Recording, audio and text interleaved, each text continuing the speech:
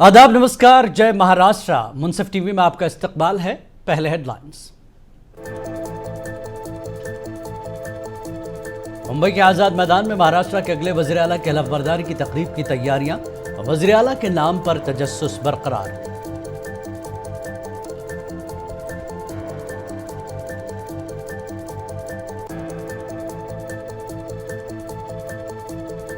मरकजी वजीर रामदास अठावले ने कहा, वजीर आला का ओहदा न मिलने से हैं शिंदे मायूस। शिंदे को नायब का ओहदा लेना चाहिए तस्लीम।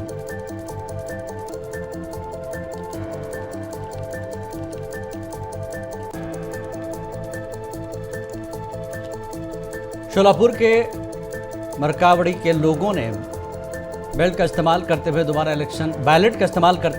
दोबारा इलेक्शन कराने का किया फैसला। पुलिस ने इलाके में नाफिज किया कर्फ्यू।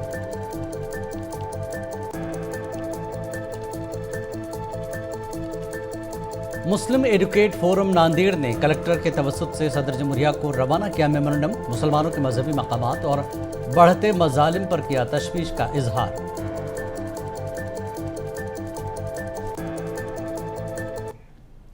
और खबरें तफसील से। मुंबई के आजाद मैदान में महाराष्ट्र के अगले वज़ीर आला की हलफ बरदारी की शानदार तकरीब की तैयारियां जोरों पर है। एक स्टेज बनाया जा रहा है और एक गैलरी बन रही है, लेकिन हलफ कौन उठाएगा, ये एक सवाल अभी भी बरकरार है। बीजेपी की ज़ेर क़यादत महायूती में 3 पार्टियों के कायदीन, जिन्होंने इन रियासती इंतखाबात में ज़बरदस्त जीत हासिल की, हुकूमत बनाने का दावा पेश करने के लिए गवर्नर CP राधाकृष्णन से मुलाकात करना बाकी है। दरअसल बीजेपी के देवेंद्र फडणवीस, शिवसेना के एकनाथ शिंदे और NCP के अजीत पवार आज मुख्तलिफ शहरों में हैं। देवेंद्र फडणवीस मुंबई में हैं, एकनाथ शिंदे बीमार हैं और थाने में सेहतियाब हो रहे हैं। अजीत पवार दिल्ली में हैं, जिसे उन्होंने ज़ाती दौरा करार दिया। देवेंद्र फडणवीस को वज़ीर आला के ओहदे के लिए सबसे आगे देखा जा रहा है। वहीं बीजेपी में आला ओहदे के लिए अपने इंतखाब का ऐलान करने में ताख़ीर ने क़यास आराइयों को जगह दी है। बीजेपी MLAs की मीटिंग के बाद महायूती के तीनों लीडरों की मुलाकात का इम्कान है। महायूती के लीडरान की कल गवर्नर से मुलाकात मुतवक्के है।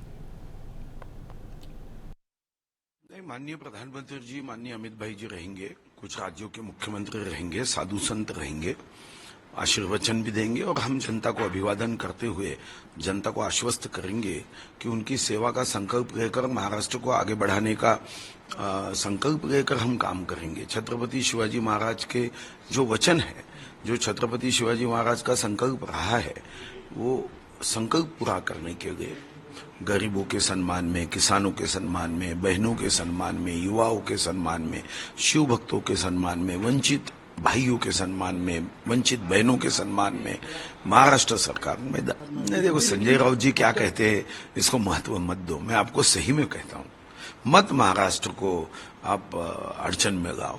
वो क्या, वो तो उनको पता तक नहीं है। 2004 में 15 दिन हुए थे शपथ विधि को, क्यों हुए?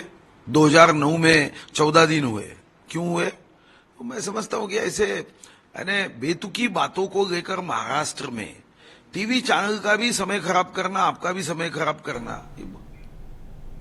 महाराष्ट्र के निगरान वज़ीर आला एकनाथ शिंदे मंगल को सेपहर थाने के जुपिटर अस्पताल ले जाया गया, जहां डॉक्टरों ने उनकी मुकम्मल तिब्बी मायने करने की सिफारिश की। एकनाथ शिंदे ने खुद अस्पताल के बाहर मीडिया नुमाइंदों से बात करते हुए कहा कि उनकी सेहत ठीक है। शिंदे मामूल के चेकअप के लिए अस्पताल गए थे। महाराष्ट्र में इंतखाबी नतायज आए 10 दिन से भी ज़्यादा हो चुके हैं, ताहम चीफ मिनिस्टर के उम्मीदवार का अभी तक कोई फैसला नहीं हो पाया है। उबूरी चीफ मिनिस्टर एकनाथ शिंदे, देवेंद्र फडणवीस और अजीत पवार मुसलसल बीजेपी की आला क़यादत से राब्ते में हैं, ताहम इसके बावजूद ये लोग किसी नतीजे पर नहीं पहुंच पाए हैं। इस दौरान डिप्टी चीफ मिनिस्टर और NCP सरबराह अजीत पवार आज एक मरतबा फिर नई दिल्ली के दौरे पर हैं। ऐलानात के मुताबिक अजीत पवार बीजेपी हाईकमान से मुलाकात करेंगे। अजीत पवार हलफ बरदारी की तकरीब से कबल वजारती ओहदे के हवाले से हतमी बातचीत करना चाहते हैं। महाराष्ट्र में महायूती के वज़ीर आला के इंतखाब पर तवील अरसे से जारी सस्पेंस के दरमियान बीजेपी के हलीफ और मरकजी वज़ीर रामदास अठावले ने कहा कि शिवसेना के सरबराह एकनाथ शिंदे बीजेपी की तरफ से वज़ीर आला के ओहदे के दावे पर मायूस हैं। अठावले ने कहा कि शिंदे को नायब का ओहदा कबूल कर लेना चाहिए। मुझे लगता है कि कल जो मीटिंग होने जा रही है तो अपने बीजेपी के पार्लियामेंट्री पार्टी की जो मीटिंग है वो कल होगी और बीजेपी के जो प्रभारी है ऑब्जर्वर है वो भी मतलब कल जा रहे हैं और वो सब एमएलए का जो ओपिनियन है वो सुनेंगे और माननीय मोदी साहब और अमित शाह साहब जो नाम न देंगे उस नाम को अनाउंस किया जाएगा। लेकिन मुझे लगता है कि कल देवेंद्र फडणवीस का ये नाम अनाउंस हो सकता है और देवेंद्र फडणवीस जी का कार्यकाल 2014 से 19 तक का बहुत अच्छा रहा है और अभी डिप्टी सीएम पद पर रहकर भी एकनाथ शिंदे के नेतृत्व उन्होंने काम भी किया है। लेकिन सर कल एकनाथ शिंदे ने फिर से कल दिल्ली में जो मीटिंग थी वो स्किप कर दी। सिर्फ शिवसेना यूबीटी की रुकन पार्लियामेंट प्रियंका चतुर्वेदी का कहना है कि अफसोस की बात है कि महायुति उन्हें हासिल करदा मैंडेट की तौहीन कर रही है। उन्होंने ऐलान किया कि हलफ बर्दारी तकरीब 5 दिसंबर को होगी, लेकिन हुकूमत बनाने का दावा किसी ने नहीं किया। देखिए, कल अठावले जी कह रहे थे वो नाराज है। वो देखो ऐसा हो गया सिचुएशन महाराष्ट्र का, मजाक नहीं होती है पर दुख होता है कि इतना आपको जनादेश मिला है, आप उसका अनादर कर रहे हैं। बारात तैयार है, नाराज फूफा जी भी तैयार हैं, पर दूल्हा कौन है किसी को नहीं पता। ये पूरा माहौल बना हुआ है महाराष्ट्र में। और नाराज फूफा जी आप जानते हैं कौन है, जो सतारा में बैठे थे, अब थाने में हैं, बुखार 105 डिग्री बुखार आया हुआ है। आप बारात तो समझ चुके हैं कि उनको अनाउंसमेंट कर दिया है कि 5 तारीख को होना है। गवर्नर को तो पता ही नहीं है, गवर्नर के पास किसी ने पेशगी भी नहीं किया कि हम सरकार बनाने की पोजीशन में हैं। गवर्नर के यहाँ से न्योता भी नहीं गया है, ट्विटर के माध्यम से न्योता चला गया है और किसी को नहीं पता मुख्यमंत्री कौन है। ये दुख की बात है, महाराष्ट्र के लिए दुख की बात है कि अब तक इतना बहुमत मिलने के बाद भी आप ये निर्णय नहीं ले पा रहे। झारखंड देखिए, झारखंड में चुनाव घोषित भी हो गए, सरकार की शपथ ग्रहण भी हो गई है, उनका काम चालू हो गया है, पर महाराष्ट्र में नहीं हो रहा है। मैं कहूंगी कि यही सत्ता का इनका खेल है।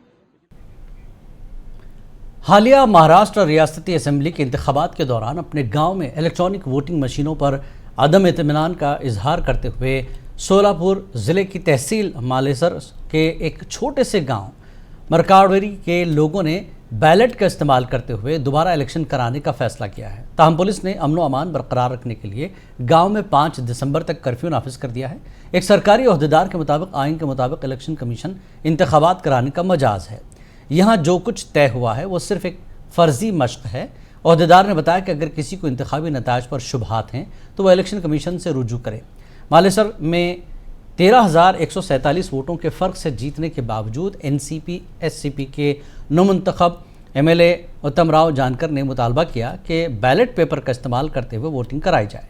उत्तम राव का कहना है कि वो मरकावड़ी गांव में बरतरी हासिल करने में नाकाम रहे थे। उनका ख्याल था कि गांव में उनके सबसे ज़्यादा वफादार वोटर्स हैं, जिन्होंने उन्हें गुज़श्ता इंतखाबात में गांव में मुसलसल बरतरी दिलाई थी।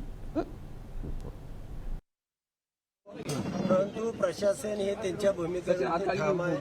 तुमच्या सर्वांवरती आम्ही गुन्हे दाखल करणार आणि जे जे मतदार मताला येतील त्या पद्धतीने त्यांच्यावरती गुन्हे दाखल करणार आणि आम्ही या ठिकाणची जी मशिनरी आहे ती आम्ही सगळी घेऊन जाणार आहोत। आम्ही यामध्ये तडजोड करणार नाही। नुसतं एवढंच नाही, तुम्ही आता ऐकलं ठीक, नाही ऐकलं तर मात्र आम्हाला पुढची स्टेप घ्यावी लागेल। त्या ठिकाणी पुढची प्रशासनानं स्टेप घेतली तर तुम्हाला सगळ्या गावकऱ्यांवरती गुन्हे दाखल होतील आणि या ठिकाणी काही दंगल झाली, लोकांनी दगडफेक केली तर त्याची जबाबदारी तुमची राहील। तुम्ही स्वतः आमदार आहात आणि या ठिकाणी तुम्ही 2 दिवसापासून तळ ठोकू नये, परंतु आम्ही अशा पद्धतीनं तुम्हाला मतदान करू देणार नाही। साधारणपणे अर्ध्या तासामध्येच मतदान प्रक्रियेला आपण सुरुवात करणार होतो। 200-250 लोक त्या ठिकाणी जमलेले आहेत, तरी सुद्धा अजून या प्रशासनाची भूमिका काय म्हणून आपण थांबलेलो होतो। परंतु प्रशासन कोणत्याही परिस्थितीमध्ये या ठिकाणी परवानगी देत नाही आणि दहशतीमुळे आम्हाला किमान 1500 मतदान तरी पोल झाल्याशिवाय आमची छाननी त्या ठिकाणी होत नाही। जालना में साबिक एमएलए कैलाश गोरंत्याल को हालिया असम्बली इंतखाबात में शिकस्त का मुंह देखना पड़ा है। उन्होंने इस शिकस्त के लिए कांग्रेस की रियासती क़यादत को जिम्मेदार ठहराया। उन्होंने ईवीएम पर भी शकूक का इजहार किया। कैलाश गोरंत्याल ने यह भी कहा कि लाडली बहना योजना का असर पूरी रियासत में देखा गया। हमारे नुमाइंदे नाजिम मानियार ने कैलाश गोरंत्याल से बात की। हाल ही में विधानसभा चुनाव के नतीजे सामने आए, जिसमें राज्य भर में महायुति का बोलबाला रहा। राज्य भर में महाविकास आघाड़ी के कई दिग्गज और कद्दावर नेता को हार का सामना पड़ा। जिसमें जालना के कैलाश गोरंट्याल ये भी है। सर, आपने मतदार संघ में काफी विकास काम किए थे, आपको हार का सामना करना पड़ा है, क्या है मुख्य कारण? देखो, 3-4 मुद्दे यहाँ जो क्रिएट हुए। एक सबसे बड़ा मुद्दा ये हुआ कि अल्पसंख्यक समाज के मतदान 90,000 है, इसलिए हमारा उम्मीदवार चुन के आएगा, ऐसे एक नेरेटिव सेट किया गया है। आज देखा जाए तो 54,000 के ऊपर ये मतदान नहीं है और 40,000 के ऊपर ये मतदान नहीं हुआ है और 40,000 पे कोई चुन के नहीं आता। दूसरा, इसका नेरेटिव ऐसा होगा कि वो इलेक्शन के 2 दिन पहले माइनॉरिटी का आदमी पेंस जो खड़ा है वो चुन के आएगा, ऐसे एक डर उत्पन्न शहर के व्यापारी वर्ग में और कॉमन आदमी में और जो एजुकेटेड लोगों में किया गया। एक डर का वातावरण निर्माण किया गया, आ गए तो खान पाहिजे की बान पाहिजे, ऐसा एक वर्ड चला, जिससे बिजनेस कमेटी भी सब जो मेरी पारंपरिक मतदान है मेरा समझता हूँ वो सब मेरे खिलाफ है। ईवीएम पर आपने शक व्यक्त किया है, उसी प्रकार राज्य भर में महाविकास आघाड़ी के ईवीएम पे मुझे शक इसलिए आ रहा है क्योंकि मैं जहां मेरा काम था, जहां जिस वार्ड में मेरे नगर सेवक ने काम किया, जिस वार्ड में हमको 2 या 3 हजार की लीड होना चाहिए, वहाँ 45 से 47 वोटे की लीड है। कुछ कुछ ऐसे स्ट्रांग वार्ड है जहाँ हम लोग माइनस है। और एक लाड़की बहन योजना ने भी बहुत सारा नुकसान महाविकास आघाड़ी को पहुंचा है। अभी आपकी हार हो चुकी है, आप फिर से जनता की मैं देखो, मैं अपनी हार कभी नहीं मानता हूँ। मैं ये जीत किसी व्यक्ति को नहीं देता हूँ, ये पैसे की जीत है। मुझे जो 72,000 मतदान मिला कि मैंने काम किया, मेरे पास देखिए माइनॉरिटी कुछ भी नहीं रही, कांग्रेस का परंपरागत वोट नहीं रहा। 72,000 जो वोट मुझे बोले वो मैंने कुछ तो भी काम किया करके मिले और वो कोई कम नहीं है। तो ये थे पूर्व विधायक कैलाश गोरंट्याल, जो फेक नैरेटिव सेट करने की वजह से जो है तो उनको हार का सामना करना पड़ा है। और इसी प्रकार हार भली हो गई लेकिन वो जनता के काम करने के लिए फिर से उपलब्ध रहेंगे। उसी प्रकार लाड़की बहन योजना का काफी फायदा जो है तो शिवसेना को हुआ है, ऐसी प्रतिक्रिया उन्होंने दी। जालना से नाजिम मनिया, मुंसिफ टीवी। मुल्क में मुसलमानों के मजहबी मकामात और उनके खिलाफ बढ़ते हुए मजालिम पर गहरी तशवीश का इजहार करते हुए मुस्लिम एडवोकेट फोरम नांदेड़ ने ज़िला कलेक्टर के तवसुत से सदर जमहूरिया हिंद को एक मुतालबाती मेमोरेंडम रवाना किया। यह मेमोरेंडम मुल्क में नफरत अंगेज़ माहौल के खिलाफ एहतजाज का मजहर था, जहाँ जामे मस्जिद संभल के गैर कानूनी सर्वे, तशद्दुद के वाक़यात, मुस्लिम नौजवानों की शहादत और अजमेर दरगाह को मंदिर करार देने की पिटिशन जैसे मसाइल को उजागर किया गया। मुस्लिम एडवोकेट फोरम के सरपरस्त एडवोकेट MZ सिद्दीकी की क़यादत में एक वफद ने मेमोरेंडम पेश किया।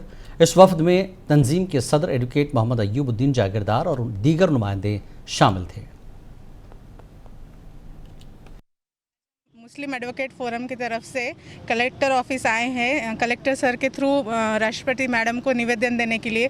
पिछले कुछ दिनों से जो देश में चल रहा है, मुस्लिम कम्युनिटी को टारगेट करने का जो काम हो रहा है, अलग अलग कोर्ट में जो है मस्जिद दरगाह के खिलाफ जो पिटिशन दिए जा रहे और उसको कोर्ट जो है एक्सेप्ट कर रहा है, ऐसा आगे चल के ना हो और सिर्फ मुस्लिम कम्युनिटी को टारगेट ना किया जाए, इसके लिए हमने कलेक्टर ऑफिस में आज निवेदन दिया है। हमारी पूरी फोरम मिलकर ज़िला कलेक्टर के पास एक मेमोरेंडम दिया, जिसमें संभल के अंदर बेगुनाह मुस्लिम लोगों पर जो अत्याचार हुआ और मस्जिद के बारे में जो है झूठा मुकदमा दाखिल किया। उसके बाद दरगाह हज़रत ख्वाजा गरीब नवाज़ मोइनुद्दीन चिश्ती रहमतुल्लाह अलैह के दरगाह पर भी जो है एक झूठा दावा दाखिल किया।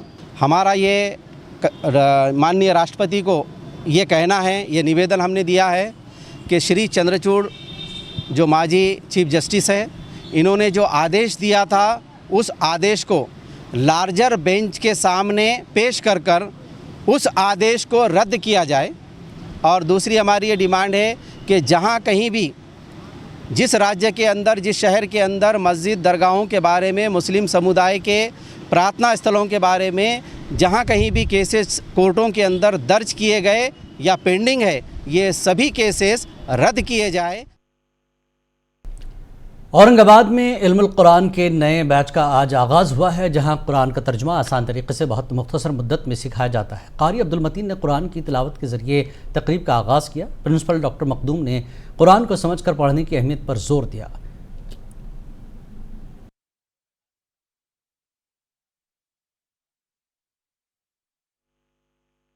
अलिफ लाम मीम, ये हरूफ मुक़त्तात है। इसके तर्जुमा अल्लाह और उसके रसूल को पता। अहसिबन्नासु अन युतरकू अन यकूलू आमन्ना वहुम ला युफ्तनून। अल्लाह बोल रहे हैं, क्या गुमान कर लिया है लोगों ने, क्या ये समझ लिया है लोगों ने कि वो यूं ही छोड़ दिए जाएंगे, कि वो कहते हैं इस पर कि हम ईमान लाएं और वो आजमाए नहीं जाएंगे। ये हाजिर हुए कि कुरान करीम को सबसे बड़ी खुशकिस्मती इंसान की है कि अल्लाह की किताब ये क़ियामत तक मोजज़ा है। अकोला के बालापुर में वाक़ अली पब्लिक स्कूल में तलबा और तालिबात की तिब्बी जांच की गई, जिसमें मुख्तलिफ डॉक्टरों ने बच्चों का चेकअप किया। आपको बता दें कि सर्दी के मौसम की वजह से बच्चों में खासकर सर्दी, ज़ुकाम, खांसी जैसी बीमारियों में इजाफा देखने को मिलता है। इन बीमारियों की रोकथाम और क़ब्ल अज़ वक्त जांच से बच्चों को तकलीफ से बचाया जा सकता है। इसी मकसद के तहत अली पब्लिक स्कूल ने यह मेडिकल कैंप का इनेकाद किया है।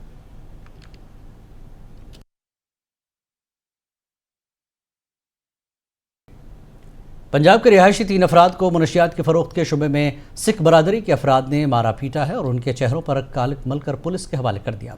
ये वाक़या पीर की दोपहर एक यात्री निवास से मुसाफिर खाने में पेश आया।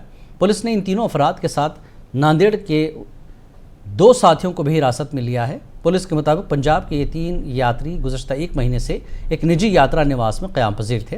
इस दौरान उनकी सरगर्मियों पर सिख बरादरी को शुबा हुआ कि ये अफराद मनशियात फ़रोख्त कर रहे हैं। जब कुछ लोगों ने अचानक यात्री निवास में उनके कमरे का जायज़ा लिया तो उनके कब्जे से ममनुआ अशिया बरामद हुई। बरामद की गई अशिया को मज़ीद जाँच के लिए लेबॉर्ट्री भेजा गया है।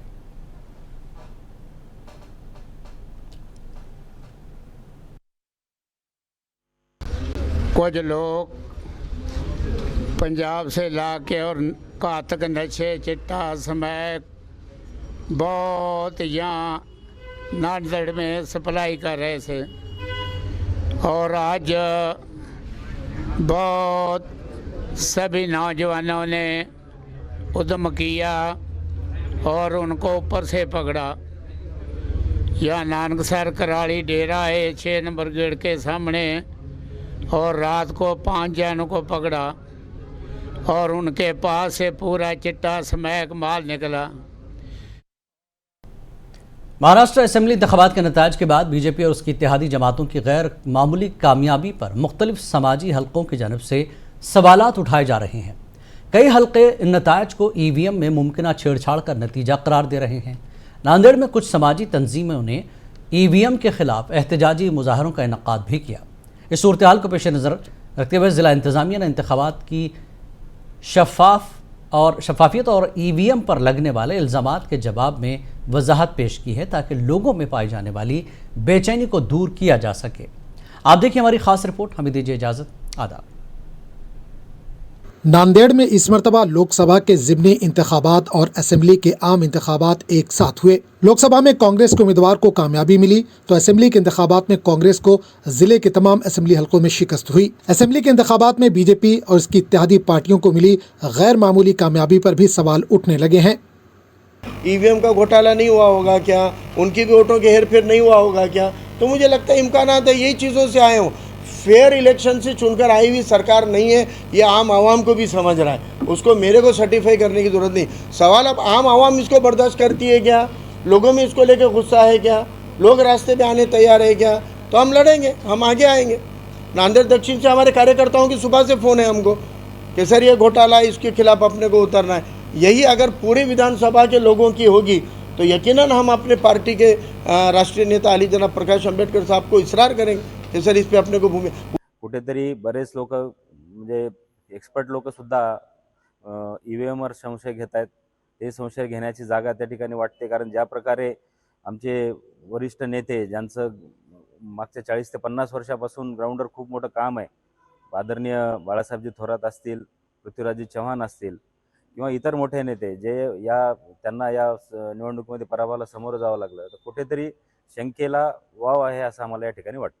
आज मशीन के माध्यम से हमारे वोटों की, हमारे मतों की चोरी की गई है बड़े पैमाने पर और इसके ऊपर ध्यान लगना चाहिए। प्रमुख मांग लेकर आज हम यहाँ निदर्शन कर रहे हैं। तो हम सरकार को कलेक्टर के माध्यम से माननीय राष्ट्रपति मुर्मू जी मैडम को ये रिक्वेस्ट कर रहे हैं, विनंती कर रहे हैं, महाराष्ट्र के इलेक्शन में जो धांधली हुई है, जो वोटों की चोरी हुई है, सुप्रीम न्याय व्यवस्था में का जो भी रिटायर जस्टिस है उसके नेतृत्व में जो भी दोषी लोग हैं, यहाँ के निवडणूक निर्णय अधिकारी इसमें शामिल है, ये ईवीएम मशीन में धांधली करने की, उनको उनके ऊपर कार्रवाई होना, ये हमारी मांग करते हैं। वहीं दूसरी तरफ नांदेड़ के जिला कलेक्टर अभिजीत रावत ने साफियों के साथ एक गैर रस्मी इजलास में इन इल्जामात को बेबुनियाद करार देते हुए कहा कि ईवीएम के निज़ाम में किसी भी तरह की छेड़छाड़ मुमकिन नहीं है। इन्होंने मजीद कहा कि इंतखाबी अमल मुकम्मल दयानतदारी और शफाफियत के साथ अंजाम दिया गया। कलेक्टर ने कहा कि अगर किसी उम्मीदवार को ईवीएम के हवाले से कोई शिकायत या शुबा है तो वह मतलूबा रकम जमा करके मशीनों की दोबारा गिनती करवा सकता है। 5 मशीनचा आपण काउंट घेतला आणि तो सीयू मधनं जे मतदान आलं ते टॅली केलं। या 5 मशीन कशा निवडायच्यात, तर जर कोणी ऑब्जेक्शन नोंदवलं उमेदवारांनी तर त्या घेतो आपण, किंवा मग ऑब्झर्व्हर जे निवडणूक आयोगाकडनं येतात त्यांच्याकडनं आपण रँडमली चिठ्ठ्या काढून ही प्रक्रिया पार पडतो। त्याचप्रमाणे इथेही आपल्या नांदेडमध्ये जे 6 विधानसभा होते त्यांच्या विधानसभेचे 5 मशीन आणि लोकसभेचे 5x6 मतदारसंघाच्या 30 मशीन अशा आपण तपासल्यात। तर एकंदरीत आपल्या 45 विधानसभेच्या मशीन आणि 30 लोकसभेच्या मशीन अशा 75 मशीन आपण तपासल्या होत्या। कुठेही त्याच्यामध्ये फरक आढळला नाही। हे सुद्धा एक बाब कुठेतरी या सगळ्या दौरात कदाचित मागे राहिली असेल, परंतु आज ते आपल्या सगळ्यांसमोर मी मांडत आहे। पोलिंग के आदादो शुमार में होने वाली ताखीर के बारे में जिला कलेक्टर ने बताया कि कई पोलिंग मराकज़ पर रात देर तक वोटिंग का अमल जारी रहा, जिसके बायस हतमी आदादो शुमार को जाहिर करने में 10 से 12 घंटों की ताखीर हुई। इन्होंने ये भी वजाहत की कि 5 बजे तक जारी किए गए पोलिंग फीसद के इब्तदाई आदादो शुमार में बैलेट पेपर के जरिए की जाने वाली वोटिंग शामिल नहीं थी, जिसकी वजह से पोलिंग फीसद में इजाफे पर कुछ अफराद को शुबा हुआ। भले त्याच्यात काही त्रुटी असतील, काही ठिकाणी काम कमी होतं, काही ठिकाणी अपेक्षित पद्धतीनं होत नाही, परंतु ते लोकांपर्यंत पोहोचणं, प्रसारमाध्यमांपर्यंत पोहोचणं फार आवश्यक असतं। त्यामुळे नंतरची विश्वासार्हता टिकून राहते, कारण अंधारात काम करून आपल्याला कुठलीच लबाडी करायची नाही। मग जे आहे ते आपण समोर शेअर करू। त्यामुळे आरटीसी साहेब असतील किंवा इतर सगळे आमची यंत्रणा असतील, माहिती अधिकाऱ्यांच्या थ्रू आम्ही ती माहिती नेहमी देण्याचा प्रयत्न केला। आणि पत्रकार बांधवी आपले नांदेडचे फार जास्त जागरूक आहेत। एखादी गोष्ट आमच्याकडनं कमी शेअर झाली तर लगेच ते विचारायचे, किंवा एखाद्या ठिकाणी जास्तीचं स्पष्टीकरण लागलं तर ते सुद्धा विचारणा करायचे, आणि त्याद्वारे मग एक चांगली लोकांपर्यंत पूर्ण पारदर्शकता ही ठेवता आली। त्याबद्दल मी आपल्या सगळ्यांचं पुन्हा एकदा आभार मानतो। कलेक्टर ने कहा कि पोलिंग के दौरान कहीं भी किसी किस्म की बदनज़मी या बेज़ाब्तगी रिपोर्ट नहीं हुई है। इन्होंने मजीद कहा कि अवाम को मुतमईन करने के लिए तमाम शिकायत का जायज़ा लिया जा रहा है और इंतखाबी अमल के बारे में शफाफियत बरकरार रखने के लिए हर मुमकिन इक़दाम किए जा रहे हैं। समाजी तंजीमों का कहना है कि ईवीएम के हवाले से अवामी खदशात को दूर करने के लिए हुकूमत को इजाफी इक़दाम करने चाहिए। मुंसिफ टीवी के लिए नांदेड़ से ज़मीर अहमद खान की रिपोर्ट।